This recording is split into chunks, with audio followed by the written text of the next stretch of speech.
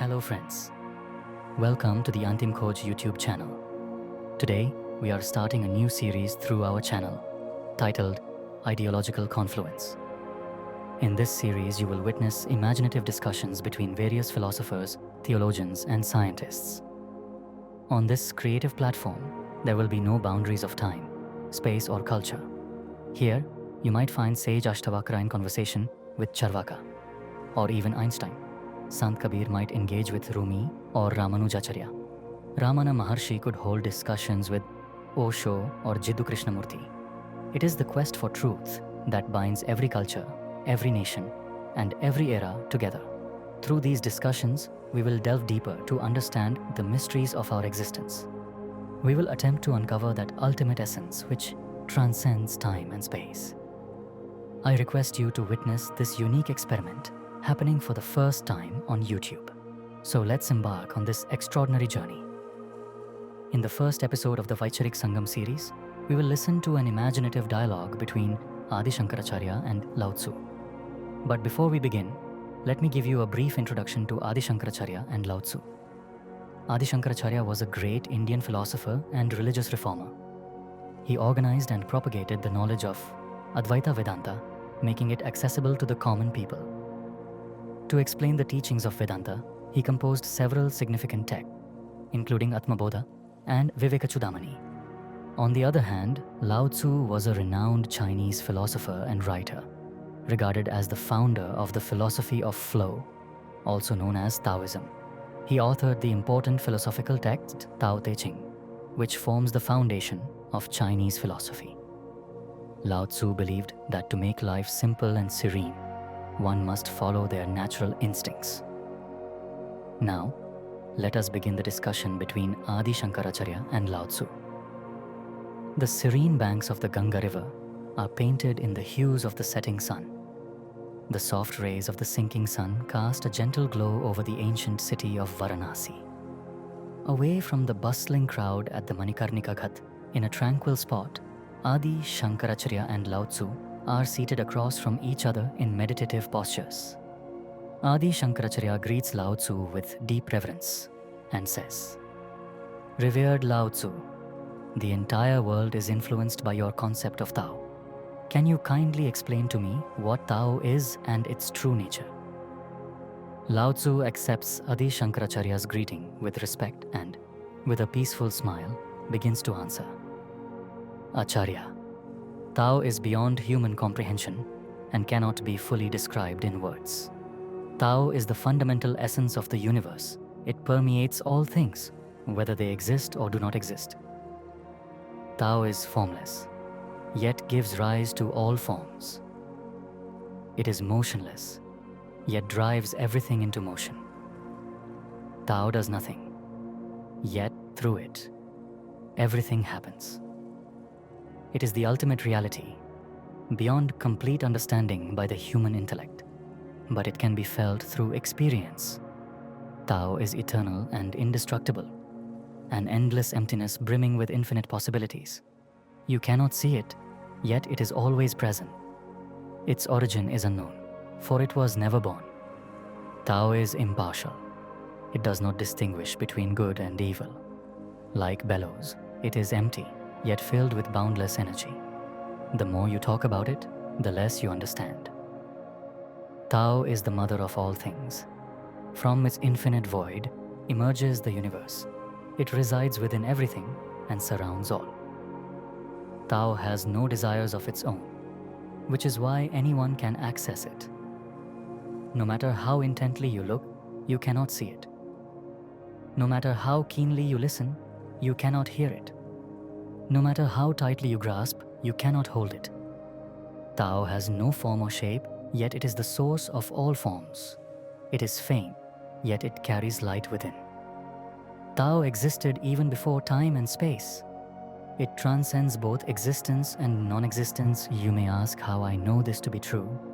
I know it because I look within myself and find it there. Tao is undefinable, yet it is complete and eternal. It existed before the earth and the sky.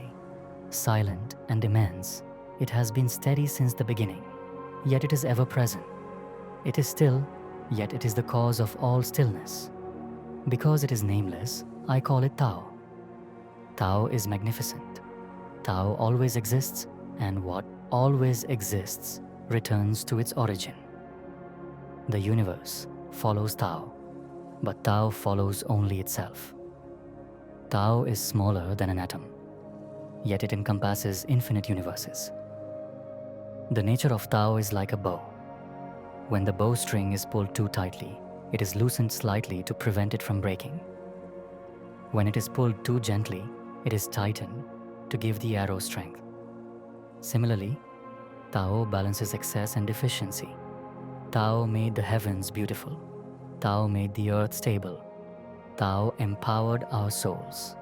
Tao made the valleys fertile. Tao gave life to all. Tao granted authority to rulers. Without Tao, the heavens would collapse. Without Tao, the earth would fall apart. Without Tao, our souls would weaken. Without Tao, valleys would dry up. Without Tao, life would cease to exist. Without Tao, rulers would lose their power. Tao continually returns to where it came from, moving forward without taking a step. Tao gives birth to one. One gives birth to two. Two to three. And from there, everything originates. Tao nurtures all, helps everything grow, protects all, and provides solace to everything. Tao imparts energy to everyone without distinguishing between good and bad. Tao does not make any effort, yet it succeeds. Tao always resides in bliss. It wins without engaging in competition, responds without speaking, arrives without being summoned, and achieves success without planning. Its web encompasses the entire universe. Despite its vastness, nothing escapes its web. Tao flows everywhere. Everything is born from Tao, but Tao does not give birth to anything. All things merge back into Tao, just as rivers merge into the ocean.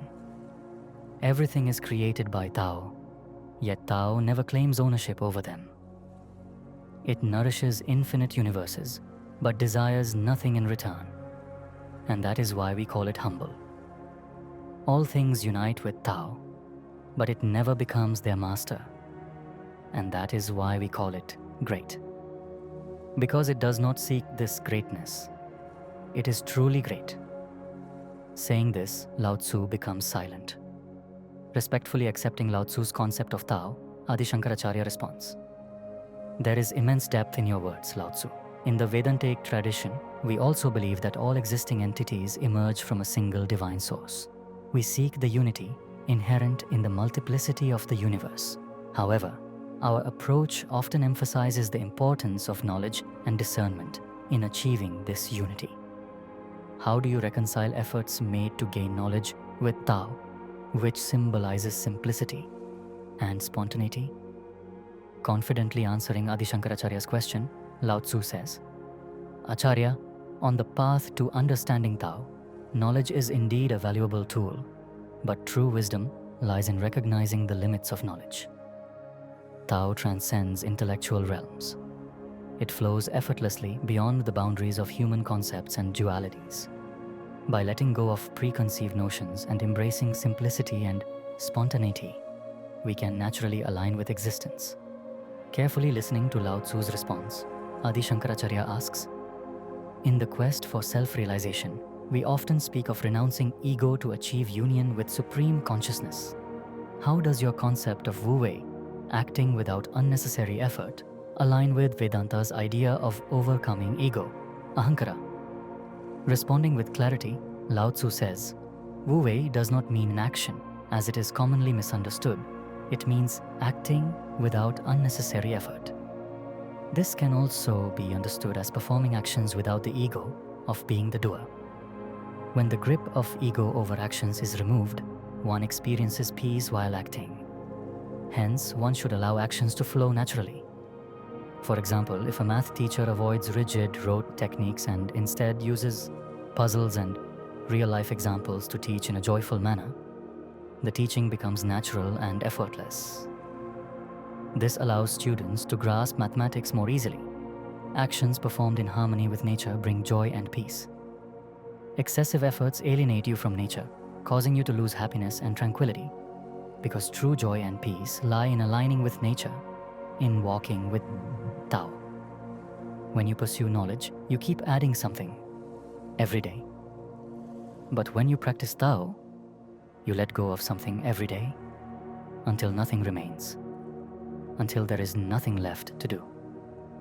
This is Wu Wei. When you interfere with the water of a river, the settled soil at the bottom stirs up, making the water dirty. Thus, by maintaining patience and avoiding unnecessary interference until the soil settles, you get clear water. Similarly, when nothing is done, everything happens on its own. Events should be allowed to occur naturally. Unnecessary intervention should be avoided. One should not impose their desires on the world, but work in harmony with nature, aligning oneself with it. If you try too hard with rigidity, you stray from your goal. When you try to hold on to things, they slip away. When you try to forcefully complete a task, you end up ruining it. Don't try to change things. Let them happen by themselves. Learn to accept things without trying to acquire them, without any expectations. In the same way, in the Sanatana tradition, when realization occurs, actions are not abandoned. Instead, they are dedicated to God. Similarly, when one harmonizes with the Tao, attachment to actions dissolves. You transcend the limitations you have created for yourself and merge with the infinite. Listening to Lao Tzu's words, Adi Shankaracharya's eyes shine with contentment, and he says, "Respected Lao Tzu, truly your wisdom transcends traditional boundaries and aligns with the eternal truths described in Vedanta philosophy. In the unity of Wu Wei and self-realization, one recognizes the eternal power that pervades existence and becomes free from the cycle of birth and death. Your concept of Wu Wei is no different from our concept of Nishkam Karma. In Nishkam Karma, there is dedication to duty, but without any expectation of results. Just as in the natural flow of existence described in Taoism, actions are performed without ego or interference from personal desires.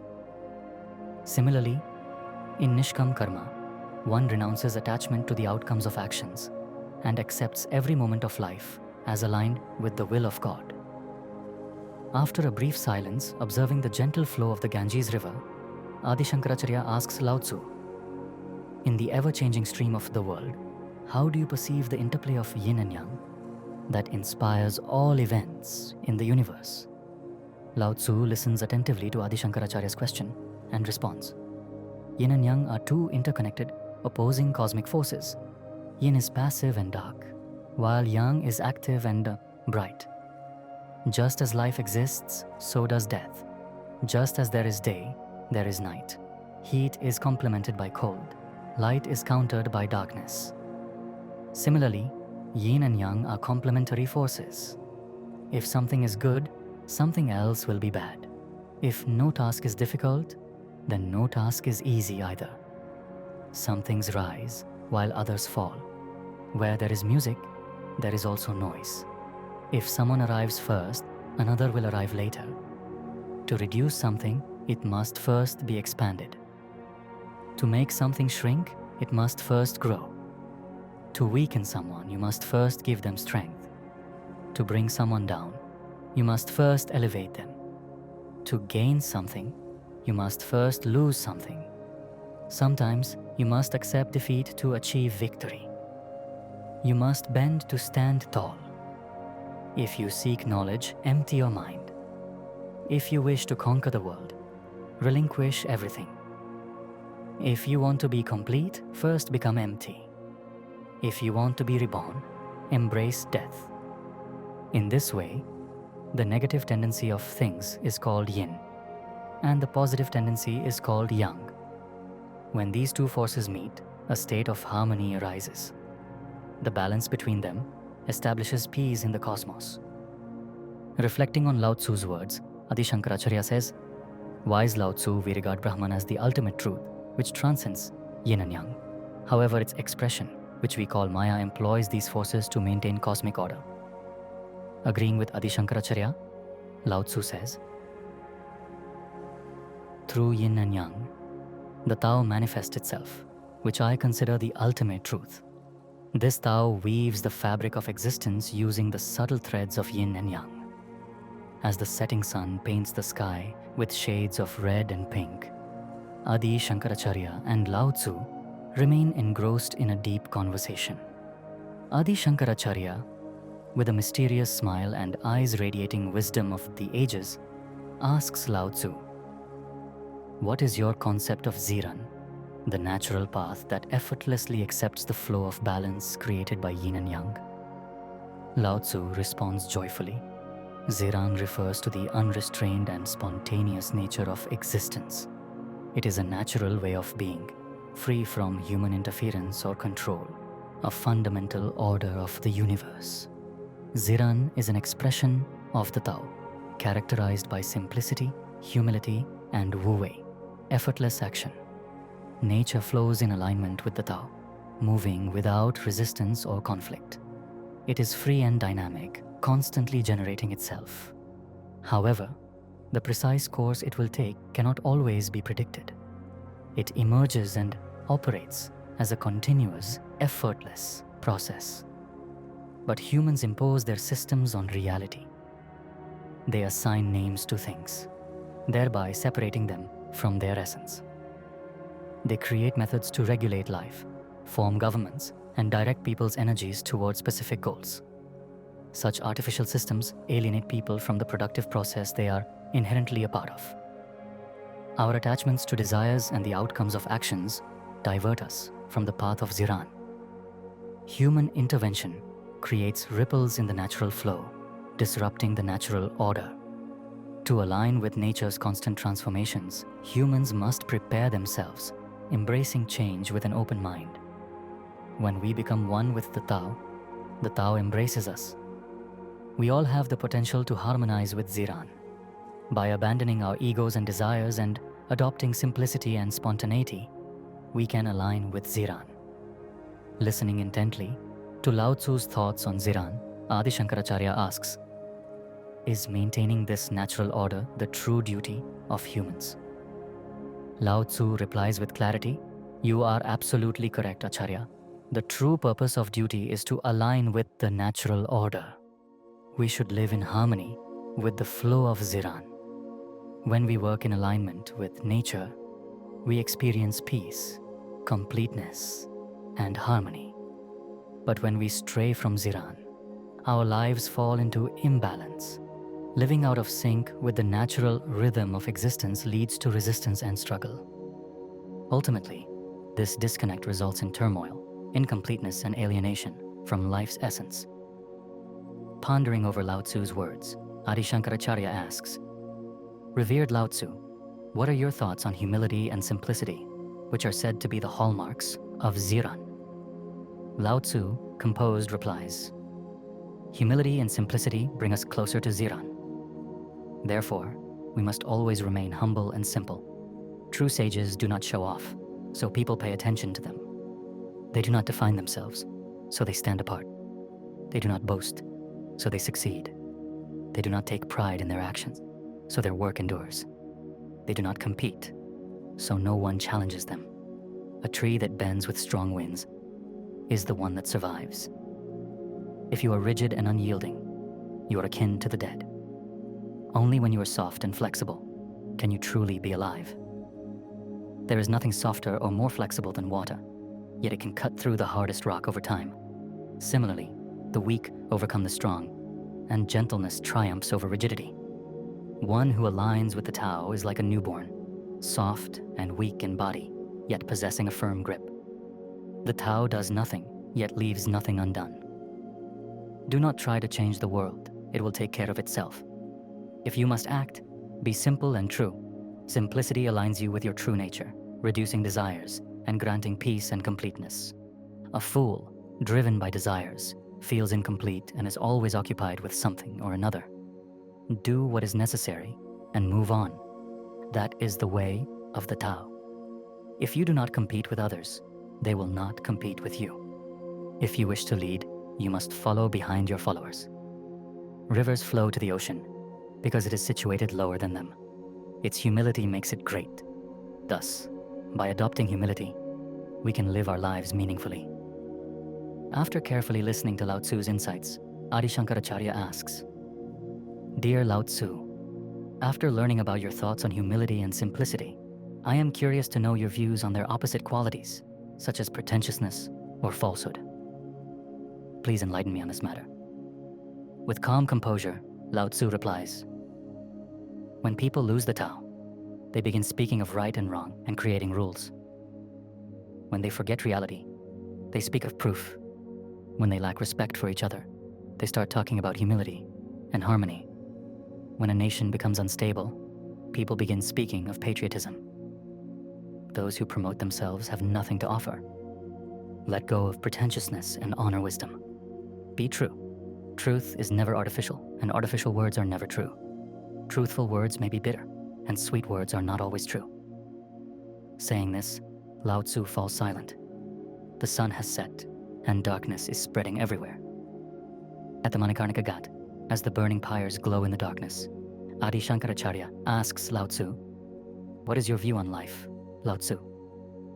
Responding to Adi Shankaracharya's question seriously, Lao Tzu says, Those who seek the secret of a long life soon meet death because they believe that life is limited to the body.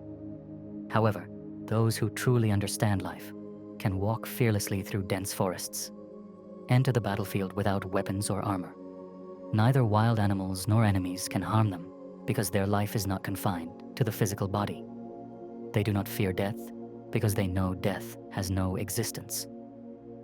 After contemplating Lao Tzu's words, Adi Shankaracharya says, O omniscient Lao Tzu, like our Vedantic philosophy, you too deny the existence of death. We believe that only change occurs in creation, not destruction. Only Brahman is immutable. It is like a flowing river, its water constantly changing. Yet the river itself remains unchanged. Now please enlighten me about your concept of emptiness, which represents the unknowable form of Brahman. Having deeply understood Adi Shankaracharya's words, Lao Tzu responds, Emptiness is the foundation of creation. When we comprehend the depth of emptiness, we also touch upon infinity. Emptiness is not merely void, but a storehouse of infinite possibilities. The wheel of a vehicle rests on its axle, but revolves around a hollow center. A pot may be made of clay or glass, but we place things in the empty space within it. A house is made of wood or stone, but we live in the space between the walls. Thus, the essence of reality lies in emptiness. Emptiness is the expression of the infinity and continuity of existence. Embracing the emptiness of life frees us from attachment.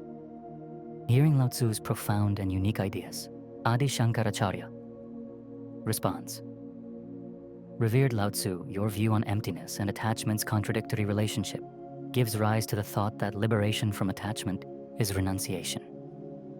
Please tell me, what are your views on attachment, or moha, and renunciation, or vairagya? With a wise smile, Lao Tzu answers, A person should not become attached to the fruits of their actions, for such attachment leads to conflict and suffering. If you accumulate things, one day you will lose them. If you desire success, you will become entangled in failures. Desires play with the heart, and this world plays with our minds. A true sage, like the liberated seer described in Vedantic scriptures, watches this play and focuses solely on what is real. When you act without desiring results, you perform great deeds. To see reality, renounce desires. To see illusion, allow desires to remain. Can you hold things without becoming attached to them? Can you perform actions without caring for the results? Can you lead without giving orders? Do not concern yourself with what others do. Be like little children who, before learning to laugh, already know how to be happy. Let others be attached. Let others be wise. I think I am a fool. While others have some purpose in their life, I have none. I am like the wind or the waves. I am not like others. I am with the Tao. Reflecting deeply on Lao Tzu's words, Adi Shankaracharya says, Revered Lao Tzu, renunciation to me symbolizes the freedom of the soul. It means being free from the fruits of actions and being in a state of purity. To attain complete renunciation, one must give up all desires and find contentment in the present moment. Desires always promise fulfillment in the future, but peace is found in living in the present. Hearing Adi Shankaracharya's thoughts on renunciation, Lao Tzu humbly replies, "I believe true renunciation lies in letting go of the attachment to control things and surrendering to the Tao." After hearing Lao Tzu's response, Adi Shankaracharya asks, "Then, is renunciation not an act of abandonment?" Lao Tzu calmly answers, "Abandonment is indeed a part of renunciation, but it is not complete renunciation. True renunciation transcends abandonment. It is a state of inner freedom where one remains untouched by external circumstances. One is neither filled with attachment nor with abandonment." Understanding Lao Tzu's words deeply, Adi Shankaracharya nods in acceptance and says, "Great Lao Tzu, your words touch upon the highest state of Advaita Vedanta. According to Advaita Vedanta, renunciation is not a destination, but a journey. It is the continuous letting go of illusions until liberation from the sense of being. Renunciation is the journey to oneness with Brahman." Saying this, Adi Shankaracharya reverently bows to Lao Tzu. Lao Tzu accepts his greeting with immense love and compassion. With this, both sink into deep meditation, immersed in the wisdom of their shared philosophical dialogue. The words they spoke, holding the depth of centuries of knowledge, continue to dance in the air like leaves, echoing throughout eternity. That's all for this video. See you in the next one. Thank you.